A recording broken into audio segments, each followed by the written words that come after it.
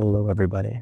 Today, I wanted to go over ChatGPT's projects and how it's probably the most underrated feature on OpenAI, and I've been using it every day, and it's been incredible for how I work. So at first, I just saw projects and I didn't really know what it was. We had these little projects pop up in here, but I never used them because I didn't understand the use case. But as you can see, they are quite powerful. So coming from a systems building perspective, like, building workflows for myself and my clients, I think of this as more like a dashboard than it is another chatbot. So the difference between using a project versus using a custom GPT is that custom GPT is limited to the actual memory of the chat you're using right now.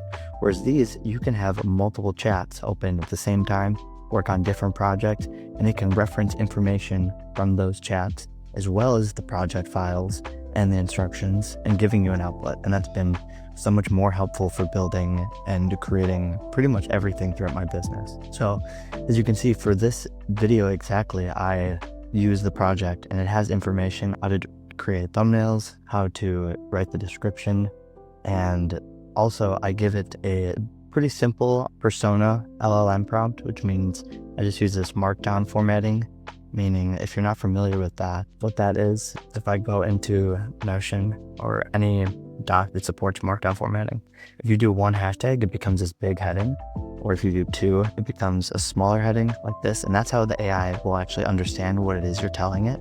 It basically means it knows exactly how to act and how to respond to you. I like to think of these basically like I said before, an AI dashboard, but what the difference is these are like living dashboards. So if I go into my agency, I know it has reference on different clients that I'm working with, different projects that I've done before. So when I want to create a new invoice or create a new contract, it already knows how to do that. And another small tip that I realize is if you archive a chat, its memory from that conversation still lives in this project. And you know that because if you try to delete it, it'll say it will clear memories from this chat. And the difference between your regular memory, like in customized ChatGPT, you can load up, the overall memory. These projects actually have their own project memory. And I know this because I just asked it, like how it was storing this memory, because I didn't see it anywhere, and said that it had its own internal memory. And that's pretty evident when you think about how it's referencing the different chats and throughout the one project.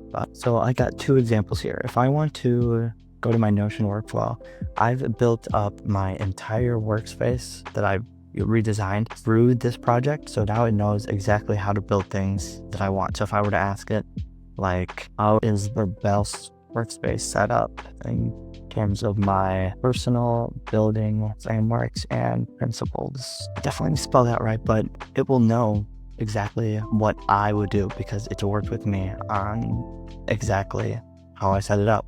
So that means when I want to set up a new system, it knows where to put it, it knows how it's classified, it knows the properties to build out for it in Notion, which is really nice.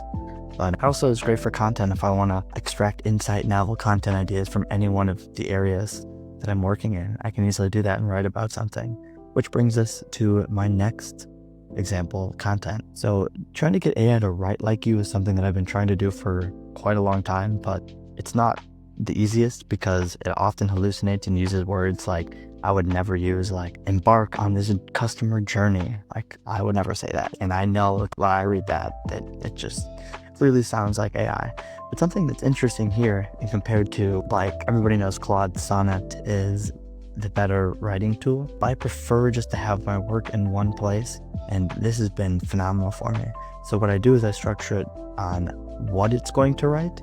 So I have rules and definitions, which just go through tweets, threads, emails, and then examples. And these examples are exactly my writing, things that I wrote 100% me, and just like 10 pages of it in a Google Doc, uploaded to here, and then like a how-to guide on how to write tweets and threads. So if I also the persona, and what's important is I tell it how to use the information that it has. I say it will reference the rules and definitions that it has in its knowledge base.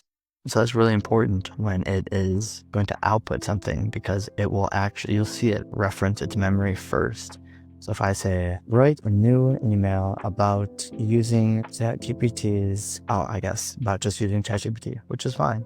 So yeah, they'll write a subject line. It knows who I am already.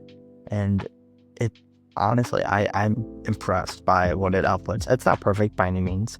Like I still go through and edit everything like to sound more like how I would. But as far as first drafts go and speeding up your workflow, it's so helpful because there's nothing worse than just staring at a blank page. One thing you can also do is cross-reference chats through different projects. So if I could click these three dots and click move to project, and I could click to any one of these projects and take all of that context and information in this chat to a different project, and then I can move it back if I want to. And I've done that plenty of times when I'm working in a certain tool that I'm building here and I need to add some automation to it.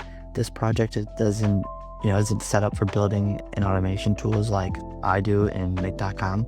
So I'll just take this project, move it to automation, and then now it has the context on automation and how to build that system.